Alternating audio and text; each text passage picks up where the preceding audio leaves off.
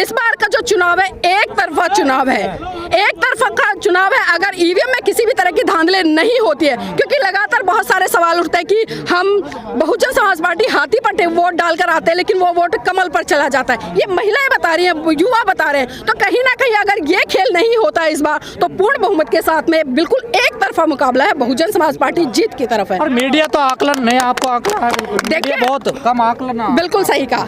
क्या आपको पैसे दे रही है? बीजेपी पैसे दे रही है आपको, या सपा पैसे दे रही है, या कांग्रेस पैसे दे रही है? नहीं दे रही ना, तो फिर आप उनकी बात क्यों करोगे?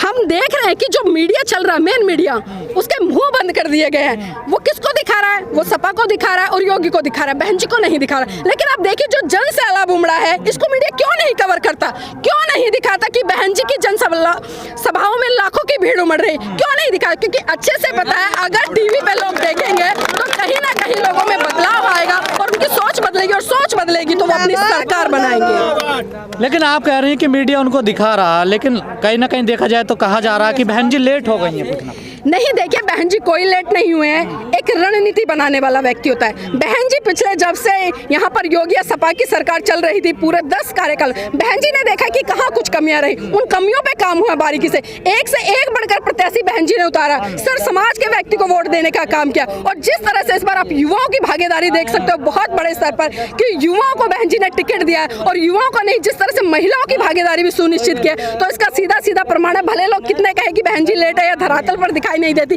बहन जी धरातल पर है। ये लाखों की भीड़ बता सकते हैं कि बहन जी आज धरातल पर है। और देखो जो बड़े लोग होते हैं, बड़े नेता होते हैं, उनका काम होता है रणनीति। बीजेपी महिलाओं की सुरक्षा को लेकर वोट मांग रही है कि हमने सुरक्षा दी है महिलाओं को। देखिए बीजेपी मुक्त कर दिया यूपी। बीजेपी की महिला सुरक्षा की अगर मैं बात करूं तो कुलदीप सेंगर को उठा लीजिए, राम रहीम को उठा लीजिए, आसाराम बाबू को उठा लीजिए, यहाँ तक इनके अमित शाह, योगी या मोदी जी को ही उठा लीजिए कि कितने बड़े स्तर पर इन्होंने क्या किया है बहन बेटियों के साथ। ये किसी से छुपा नहीं है। भले अपने आप में भगवा जोला पहनकर अपने आप को संत बताते रहे, साधु बताते रहे, लेकिन एक तरह से मैं ये कहूंगी कि साधु संत ना होकर एक तरह से भोगी बन चुके हैं, जो क्या सत्ता का मजा ले रहे हैं। एक भोगी का काम, एक योगी का काम क्या होता है? पूरे समाज के लिए काम करता है, पूरे देश के लिए काम करता है, उसके कल्याण के लिए काम करता है। लेकिन आज सिर्फ ये लोग बहन बेटियों जिस तरह से चिल्ला रहे हैं। अभी प्रियंका गांधी जी ने भी कहा था कि मैं लड़की हूँ, लड़ सकती हूँ, लेकिन ये काम तो मेरी बहन कुमारी मायावती जी ने बहुत पहले करके दिखा दिया है और उसी का जीता जागता उदाहरण है। अगर आज मैं कहूंगी भारत में नहीं बल्कि पूरे विश्व में अगर बहन कुमारी मायावती को जाना जाता है तो आयरन लेडी के नाम से जाना जाता है।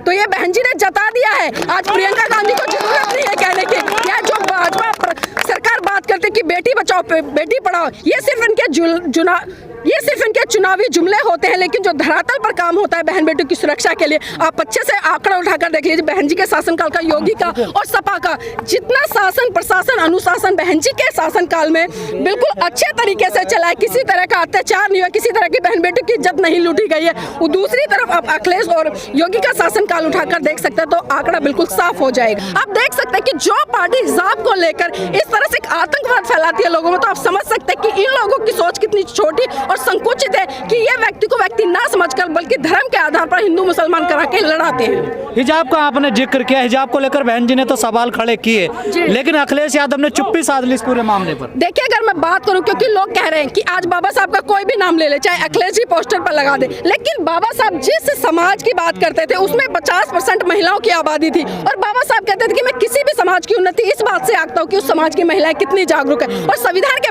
तहत बाबा साहब ने पुरुष के बराबर महिलाओं को अधिकार दिया। लेकिन जिस तरह से अभी हिजाब की बात चली, तो क्या इस देश में रहने वाली चाहे कोई महिला है, कोई भी व्यक्ति है, चाहे किसी भी धर्म जाति का, क्या उसको अपनी सोच के अनुसार कपड़े पहनने का अधिकार नहीं है?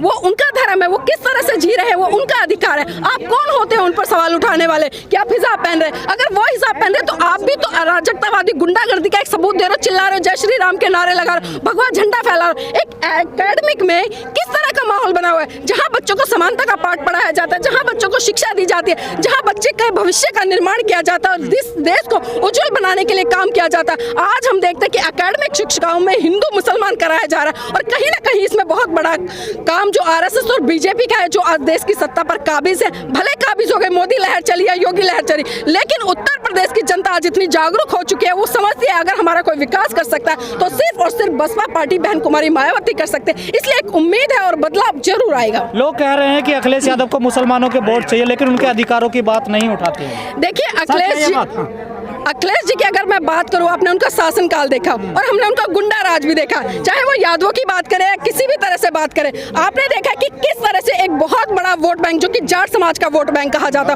उसने बिल्कुल नकार दिया मुजफ्फरनगर के दंगे के आधार पर। क्योंकि कोई भी सरकार जब हम चुनते हैं, हम विकास के लिए चुनते हैं कि हमारा विकास हो, हमें रोजगार मिले, हमें शिक्षा मिले, हमारी बहन बेटियों को समानता मिले, हमारे बहन बेटियों को सम्मान मिले। लेकिन अखिलेश की सरकार में जिस तरह से राजा भैया जैसे गुंडे को जेल मंत्री बना दिया जाता है, तो इससे आप समझ सकते हैं कि किस तरह से वो समाज का भला करेंगे, बहन बेटियों की रक्षा करेंगे। लेकिन जब बहन जी की सरकार थी तो बहन जी ने उसी गुंडे को, राजा भैया को, जो कि जिसकी दबंगाई से लोग थर थर कांपते थे, जो दिन दहाड़े समाज की बहन बेटियों की इज्जत लूट लेता था, उसको बहन जी ने सलाखों के पीछे डालने का काम किया। लेकिन जब अखिलेश जी की सरकार आई तो अखिलेश जी ने क्या सब प्रमाण दिया कि उसको जेल मंत्री बना दिया। तो आप सोच सकते हैं कि कह रहे हैं गलतियां हुई थी हमसे पहले, हम सुधार कर रहे हैं, नहीं सपा है इस बार।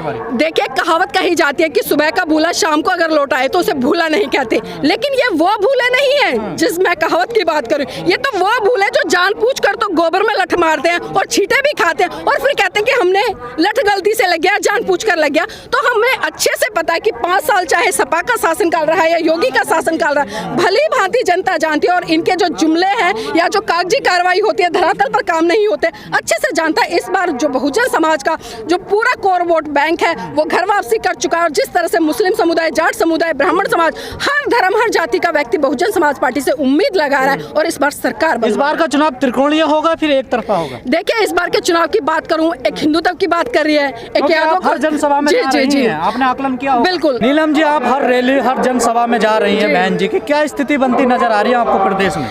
देखिए, अगर मैं स्थिति की बात करूं तो स्थिति बिल्कुल साफ है। आप खुले तौर पर देख रहे हैं जिस तरह से बहुजन समाज पार्टी का जन सैलाब उमड़ रहा है। और बहुजन समाज पार्टी का वो जन सैलाब है जिसको एक तरह से हम कोर वोट बैंक कहते हैं। लेकिन इस बार हम देख रहे हैं कि जो सर समाज के लोग उमड़ रहे हैं, चाहे उसमें ब्राह्मण समाज हो, मुस्लिम हो, यादव हो, हर व्यक्ति को उम्मीद लगा रहा है कि बहन जी आती है तो कहीं ना कहीं बहुत बड़े स्तर पर विकास होगा। और ये विकास 2010 को आप देख लेना कि पूर्ण बहुमत की सरकार यहाँ पर बन रही है। आपको नहीं लगता जो पिछली बार दलित वोट झटका था वो वापस आ गया है? हाँ बिल्कुल, देखिए, जो हिंदुत्व के आधार पर वोट बैंक आया था, क्योंकि आपको पता है बीजेपी किस आधार पर वोट बैंक मांगते हैं और क्या चिल्लाते कि हिंदू खतरे में, हिंदू खतरे। तो जो निर्दोष और मासूम लोग थे, जो समझ नहीं पा रहे थे कि आखिर हिंदू है कौन, वो हिंदू छिटक के उधर चला गया। वो हिंदू नहीं था लेकिन उनको पता नहीं था, लेकिन वो कहीं ना कहीं देख चुका है इसके विकास को 5 साल में कि किस तरह से जाति के आधार पर, धर्म के आधार पर और एक तरह से पर्टिकुलर एक धर्म के व्यक्ति को और जाति के व्यक्ति को टारगेट कर यहाँ पर पीटा गया, मारा गया। तो लोग आज समझ रहे हैं और उस समझ से वो भली भांति जानते हैं और कहीं ना कहीं आज घर वापसी कर रहे हैं। जिस तरह से बीजेपी कहती है वो घर वापसी नहीं, घर वापसी बहुजन समाज पार्टी के लोगों की हो रही है, क्योंकि उनको पता है कि हमारा विकास कोई कर सकता है तो वो सिर्फ और सिर्फ बसपा सुप्रीमो बहन कुमारी मायावती कर सकती है। इस बार चुनाव में किसकी जीत होगी, चर्बी की, गर्मी की या फिर भर्ती की? देखिए, ना तो चर्बी की जीत हो रही है और ना ही गर्मी की भी जीत हो रही है। अगर बात करूं तो मैं यहाँ पर विकास की होगी। और विकास कौन सा विकास है? 2007 से लेकर 2012 उस विकास की यहाँ पर जीत होगी। क्योंकि आप किसी से ही पूछ ले, जितना भी जन सैलाब यहाँ पर आया लाखों की संख्या में, एक एक व्यक्ति टिप्स पे गिना सकता है कि बहन जी के शासनकाल में क्या काम हुआ है। चाहे हम युवाओं के रोजगार की बात करें, महिला की सुरक्षा की बात करें, लॉ एंड ऑर्डर की बात करें, या जिस तरह से जो दलित, मुस्लिम या जो भी गरीब तबके का व्यक्ति था उसको जिस तरह से बहन जी ने मकान देने का काम किया, रोजगार देने का काम किया, ये भली भांति सर समाज जानता है। और जिस तरह से ब्राह्मण समाज को भी अस्तित्व में यहाँ पर खड़ा किया, क्योंकि हम देख रहे हैं कि पिछले 5 साल में जो ब्राह्मण समाज है उस पर भी लगातार उसको टारगेट करके चुन चुन के मारा जा रहा है। और जिस तरह से हिंदू मुसलमान, अभी हिजाब का मुद्दा उठा,